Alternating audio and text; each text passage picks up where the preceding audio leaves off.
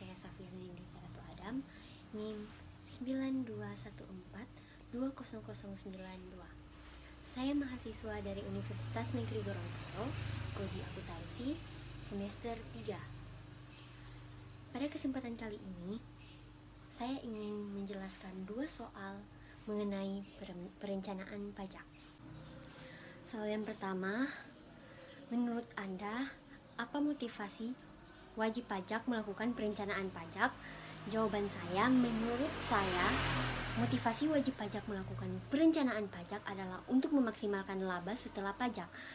Karena pajak ikut mempengaruhi pengambilan keputusan atas suatu tindakan dalam operasi perusahaan untuk melakukan investasi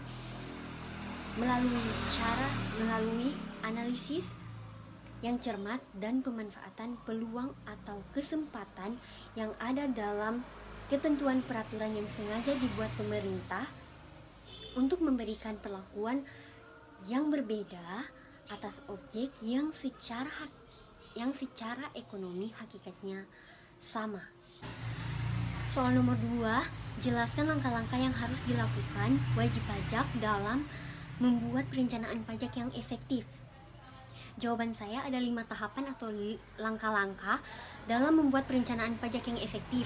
Tahapan pertama yaitu menganalisis informasi yang ada. Pada tahap pertama proses perencanaan pajak adalah menganalisis komponen yang berbeda atas pajak yang terlibat dalam suatu proyek dan menghitung seakurat mungkin beban pajak yang harus ditanggung. Tahapan kedua yaitu membuat satu model atau lebih rencana besarnya pajak. Ada 3 model. Yang pertama, pemilihan bentuk transaksi, operasi, atau hubungan internasional.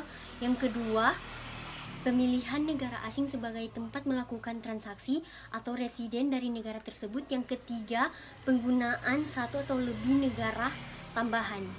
Yang ketiga yaitu evaluasi atas perencanaan pajak. Perencanaan pajak merupakan bagian kecil dari seluruh perencanaan strategis perusahaan.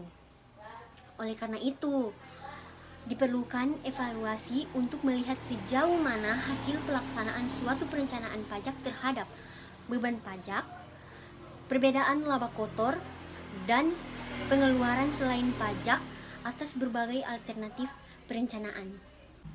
Tahapan keempat yaitu mencari kelemahan dan kemudian memperbaiki kembali rencana pajak. Akan sangat membantu jika suatu rencana disertai dengan gambaran atau perkiraan berupa laba potensial yang diperoleh jika berhasil maupun kerugian potensial jika terjadi kegagalan. Tahapan kelima atau yang terakhir yaitu memutakhirkan rencana pajak. Pemutakhiran dari suatu perencanaan adalah konsekuensi yang perlu dilakukan oleh masyarakat dinamis dengan pemberian perhatian atas perkembangan yang akan datang maupun yang terjadi saat ini. Sekian jawaban dari saya. Jika ada yang salah mohon dimaafkan. Assalamualaikum warahmatullahi wabarakatuh.